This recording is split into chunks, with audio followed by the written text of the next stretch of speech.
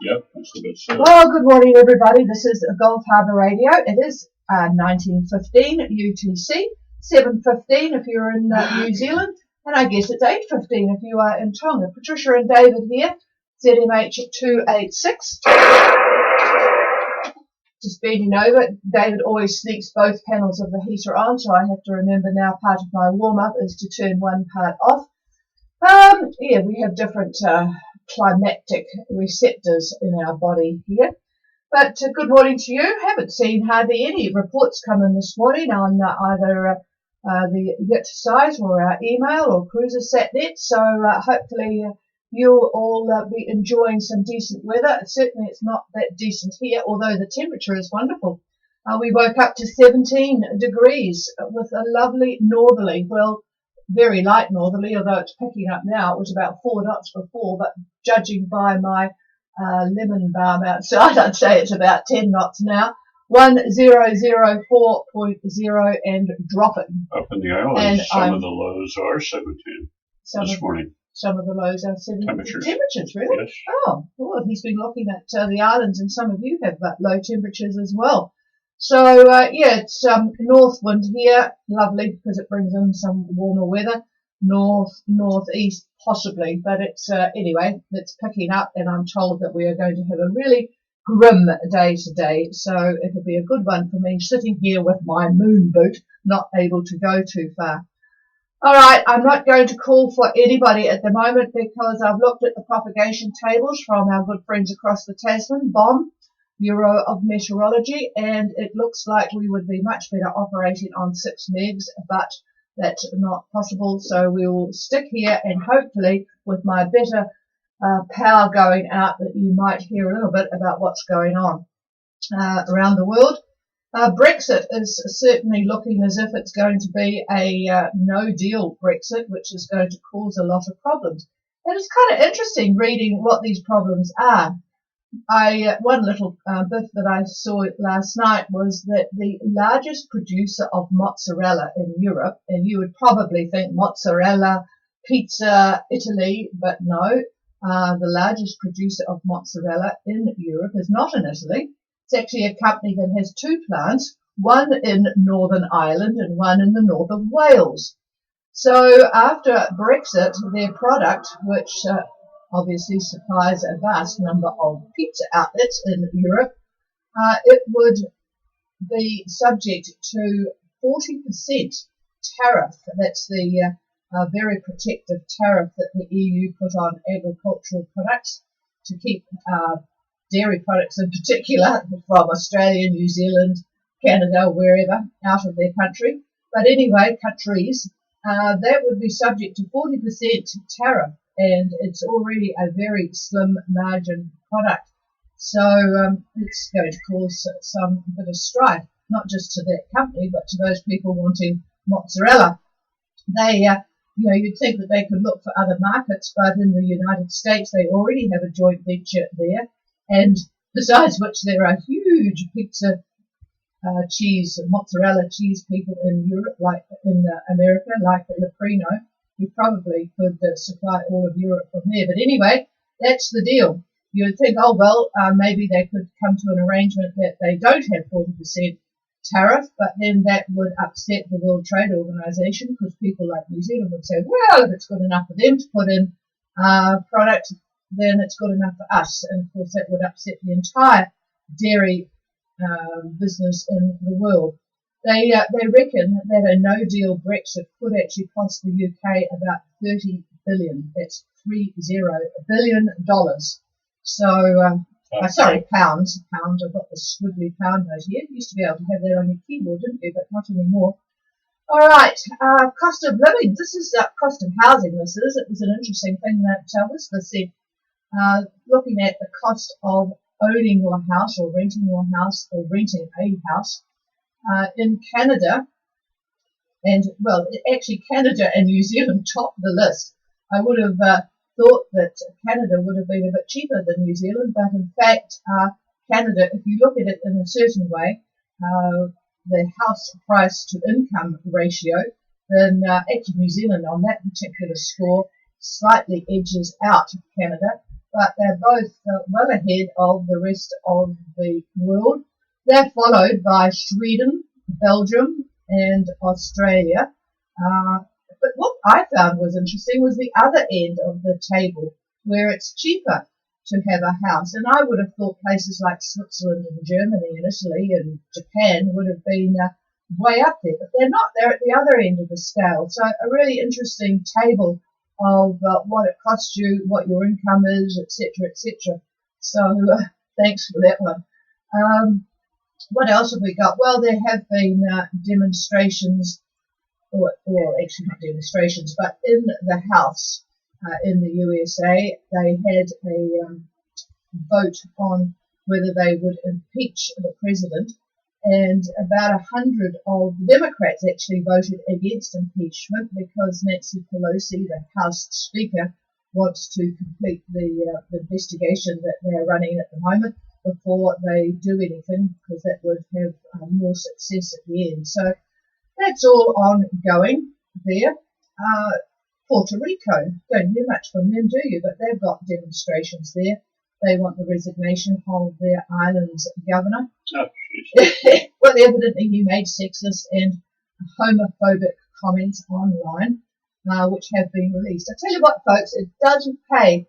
I know everyone in this day and age likes to use their fingers on a keyboard, but boy, it does not pay to put anything in writing. Far better to pick up the telephone or the microphone, and then it's not recorded, except today, of course, we are streaming, so it possibly would be recorded. But anyway, I'll be careful. You'll be careful. All right, thank you, David. Be very, very careful. Amnesty International has called for the closing of the Child Migrant Detention Center in Hampstead, Florida. It's their largest one there. It houses several thousand children between the ages of 13 and 17. Mind you, 17 is pretty old these days, isn't it? I don't think I would classify some of those big strapping male 17-year-olds as children. But anyway, evidently the conditions are just not acceptable. Probably not PC enough, but I tell you what, if you try to get into a country illegally, what on earth do you expect? All right, in Japan, a suspected arson, in fact it's more than suspected, an arsonist attacked an animation studio in Kyoto. It's a pretty major one that does a lot. You know, they love their animation stuff in Japan. There was about 100 people inside, and 33 are now dead, and some seriously ill in hospital. He just came in and sprayed fuel around. I don't know why he got away with so much before they chased him out. But anyway, he set fire to the entire building, and it was a bit of a disaster. People got stuck in trying to get to the roof and things like that. More demonstrations in Hawaii this time. Protesters are facing off against authorities on the construction of a giant telescope at their highest mountain, Mauna Kea. I don't know how to pronounce it, Mauna Kea. The Native Americans consider it a sacred place, and it's well, the artist's impression of the building. It's, you know, you sort of think of a big telescope as being a huge dish. Well, I guess it is a huge dish, but it's sort of encased in this incredible building that looks like the top of R2-D2. It's a massive, big sort of round thing, a very modern structure around it. It looks quite spectacular. But anyway, the natives are restless there. All right, there was a fantastic photograph. This is actually weather-related, David. There was a fantastic photograph in the paper of a very rare rainbow. This was done in the Scottish Highlands, because it's a good place for rainbows up there, because it seems to rain most of the time. It's a double rainbow with a third rainbow inside the main bow. And the colours of this third rainbow, as they call it, the third bow, which is inside the main bow, are in the same order as that of the primary bow. You know, normally, if you get a double rainbow, the one on the outside, which is not as bright, has the reverse order. It goes violet to red, left to right, instead of the other way around. But this inner extra rainbow, or bow, is actually in the same order. So it's a very good picture, and it's got all of the physicists. To give them something to do over the summer holidays. They can lie on the beach there and work out the physics of how you get a third bow. All right, what else is there? Turkey has been kicked out of an American-led fighter aircraft program because it's decided to buy a whole Russian satellite system. So anyway, they don't want the risk of things being lost to the Russians. What do you think I've been talking to you Yes, about? yes, I know you have. Anna Tom, thank you, Kayla, the only one that reported in. 7 knots northeast, 50% cloud cover, 1012. They're on their way to Tanna today, so I hope it doesn't strengthen that wind from the northeast. I think David's got a little bit lighter wind out there, so that would be good. And he says, well, let's see what the Are you sure about that northeast? Yes, he doesn't reckon it's northeast, Josh, so you might be lucky there. Another cup of coffee before you go, okay. And finally, Argentina. I had to chuckle over this one because Argentina has designated Hezbollah as a terrorist group. And that all came about because they blamed the Lebanese Islamist movement for a deadly bombing in Buenos Aires 25 years ago. Boy, that's real South American timing, isn't it? Taking them 25 years to work out that they should put them on their terrorist list. You know, oh well, you wouldn't want to do anything in a now sense, would you? Yes. Okay, let's have a look at anyone who's reporting on streaming here. Good morning to the Mesa Troy boat, and where is it? Palikula Bay, or still. So good morning to you guys. Hope you've got over your jet lag, Alice. What else? Oh, good HF signal. Well, so much for the tables. Taviuni, Fiji, blue skies of Fiji. Oh, and calm winds. Great diving on the Rainbow Reef yesterday's or day before, so that would have been a good weather for that. And up there in Santo, it's a variable light wind between south and east, 70% cumulus cover. 25 degrees, 1010. Okay, well that all sounds pretty nice. I'm just looking over David's shoulder at the satellite picture. It actually doesn't look too bad unless you in the northern island of Fiji. That doesn't look very good, and certainly Wallace doesn't look very good. I'll be interested to hear what you guys up in Wallace have got. But probably Newcastle and the lower part of the Vanuatu chain looks to be about the best spots in the country. And bit of cloud and Elysium, but not too much. All right, I'm just going to do a pause to see whether there is anybody with anything specific. I know that we have a couple of boats still in New Zealand wanting to get going, so David will cover that. Is there anybody with anything before we start the weather?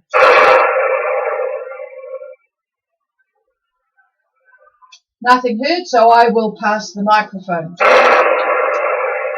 Yeah, Patricia, the now, that was pretty funny. We were in, I think we were in Cartagena, and something we wanted to have done, and she was talking to this one person about the timing on it, and he asked when it was that we wanted to have this accomplished, and she said now, and this is classic. He said, now? So that for us is always a joke, but anyway, good morning, and once again, a similar synoptic picture as the last few days, but there are changes. Things are definitely changing. Our stationary high out east has grown into a monster now, 1046. Woo! That's 1046. This is huge. On its left, equatorward side, you know about that part of a big pie. Well, sure enough, a depression has formed, and that's near 30 and 160 west. Now, our complex depression is still over New Zealand, and the Australian high, the Oz high, has not moved very much at all. It's sending a very weak ridge toward the Newcastle and the Vanuatu area. Now, by Sunday, looking ahead a bit, we have a series of depression centers that form, and they will go from over New Zealand to 30 south, or another one, yet another one at 25 south. And actually, in counting them, there are five depression centers in this, so just by Sunday. So let's move back to today, and we're going to talk for a second at 500 millibar. We have a shortwave trough that sits over New Zealand. Now, it's very small wonder that we are enduring these cyclonic weather patterns due to this. Now, add insult to injury, we take a look at the subtropical jet. It is screaming more or less west to east, just north of New Zealand. Now, within it is a jet streak, and this is probably about 200 knots, 180, 200 knots. And the jet streak exit, which is on the polar side, is just to the north of North Cape. And that is the area of maximum upflow in a jet streak. So between the cyclonic vorticity from the 500 shortwave and upflow from the jet streak, we have got a very classic scenario for, well, we'll just call it rotten weather. And the few boats that are planning on going to the islands, waiting very patiently, wanting to go this weekend, I think we'll scratch this weekend.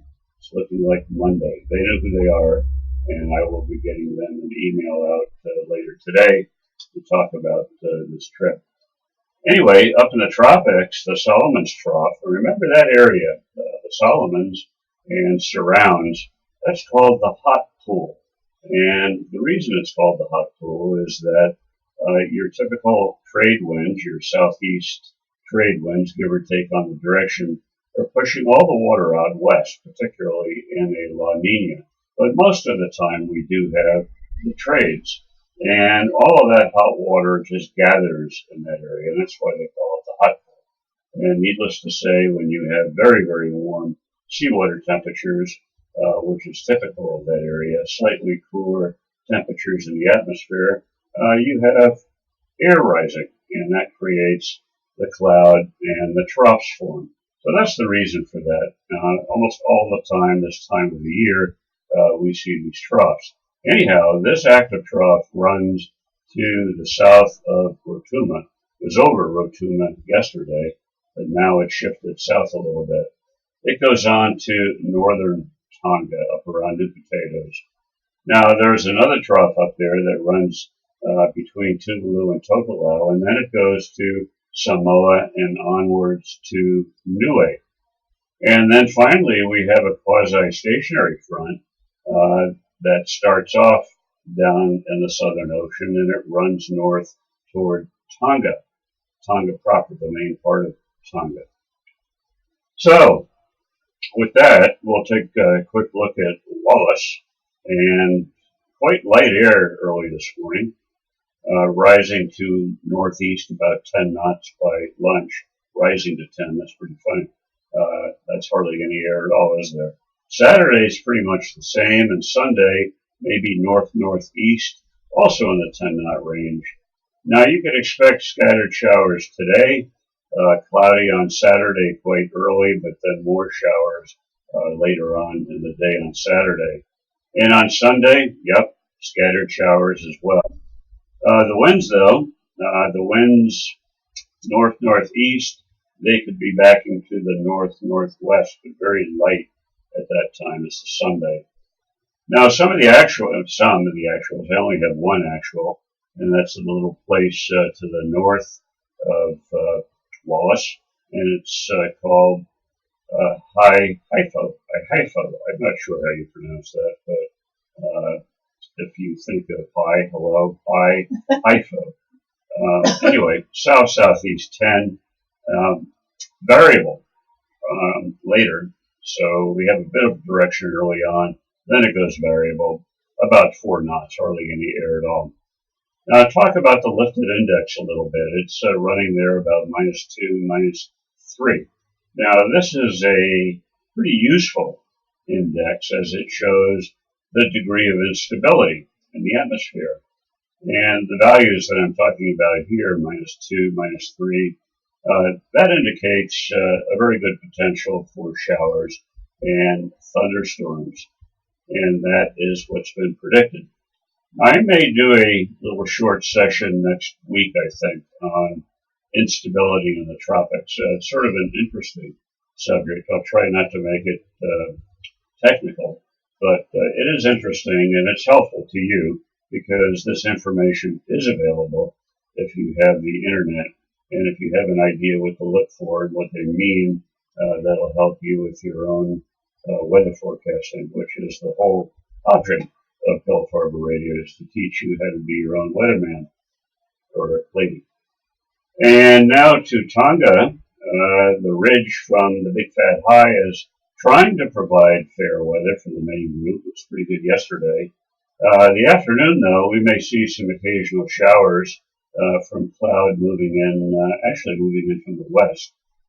More cloud tomorrow and associated showers, and they may bring some heavy falls with them.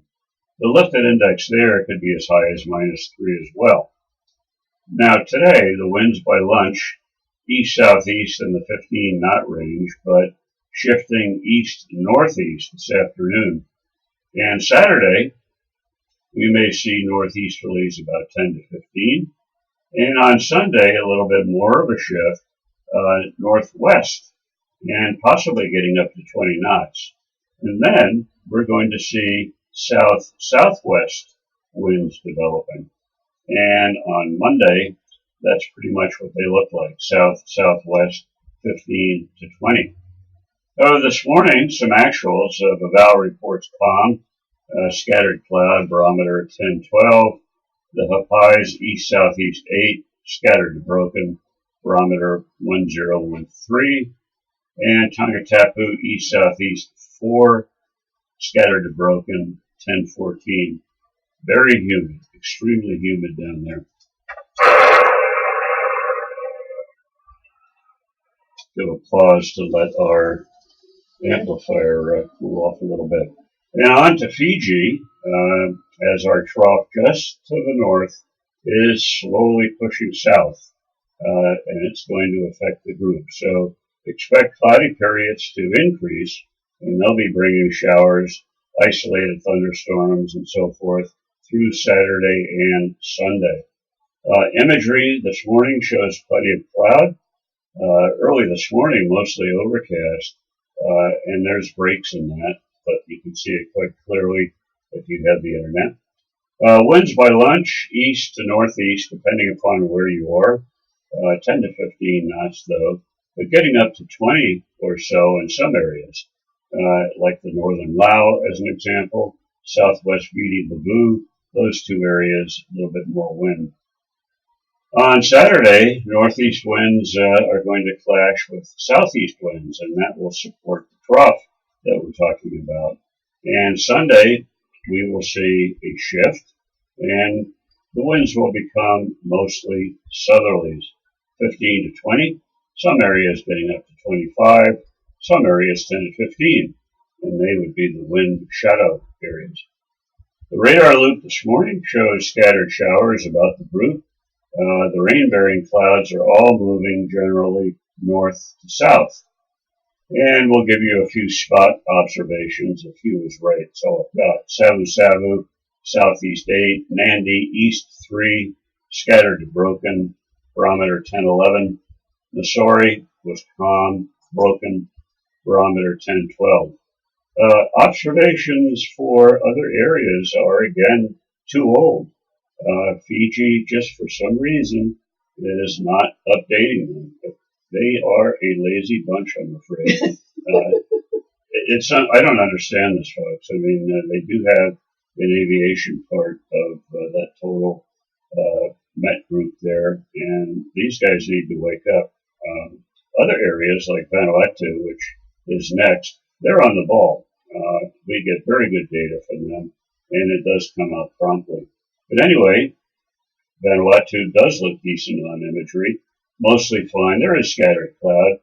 By lunch, winds mostly southerly in the 10-knot range, picking up a bit in the afternoon, about 15 to 20. Saturday, south-southeast to southeast, 15 to 20. And Sunday, not much change. And I'll give you a few actuals this morning. Sola, calm, scattered, 10-11. Santo, west 2, broken, 10-11. Fate, east 4, scattered, barometer 10-13. Chilly, very chilly. Trish, at 16C. In Fate, 16C. That was about 4:30. Tana, calm, scattered, 10-13. And Anisha was calm, scattered and broken, 10-14. Not sure where Josh is getting the northerlies.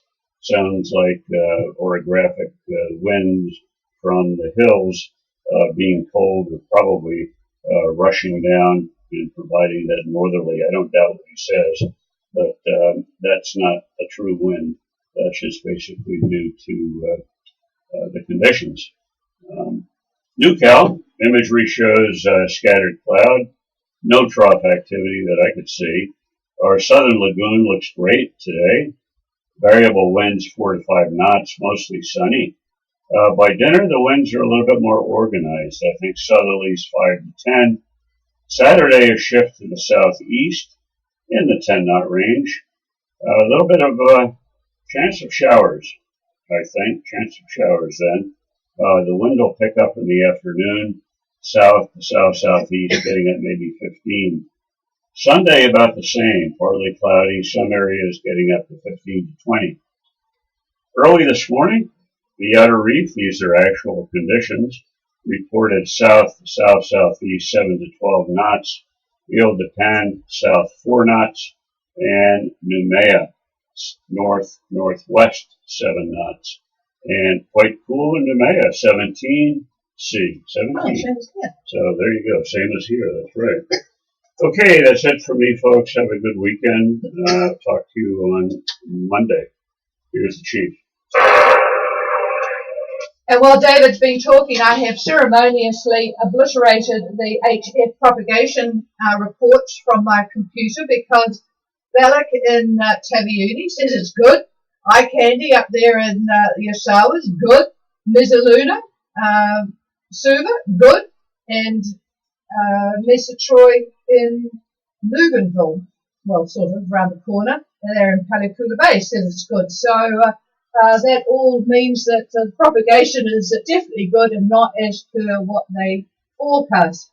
So actually, while I'm talking about or thinking about Palikula, Diego sent in some interesting pictures from the drone of that lovely protected anchorage there. It's a very historic place. World War II saw the US Navy put in a huge 5,000-foot long airfield there to support what was going on further north, all the ships in Havana Harbour, of course, and it's got a lot of history associated with it from the American and New Zealand. Actually, they had a lot of Air Force planes there as well.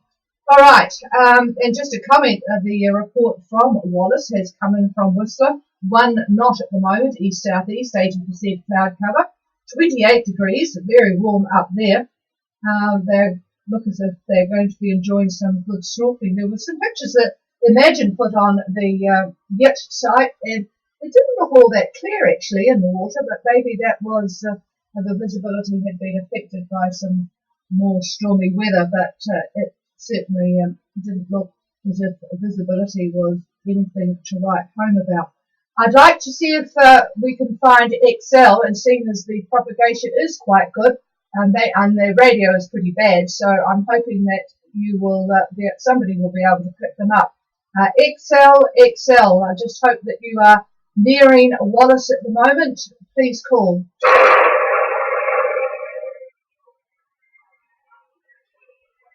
Did anybody hear XL?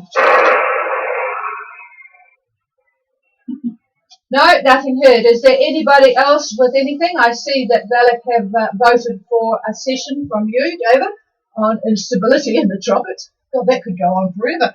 I have to bring a book. Is there anybody with anything before we head off for the weekend? No, nothing heard. All right, thanks, folks. And if you are in Wallace, keep a lookout for XL, who are meant to be coming in today. It's a little boat, so They might not be too quick in arriving, but we'll see, and hopefully that will all work out well today. They are, in fact, a Beale 33, with Mark on board. Okay, that's it from me, and nothing else from David. So we'll hopefully all have a good weekend. It's not going to be very sporty here. Well, it will be nothing to go outside for. It's 100% cloud cover now that it's light enough to see, and it is still warm, so not too bad. But we will be putting the fire on to cheer us up. Cheers, everybody. The frequency is now all yours.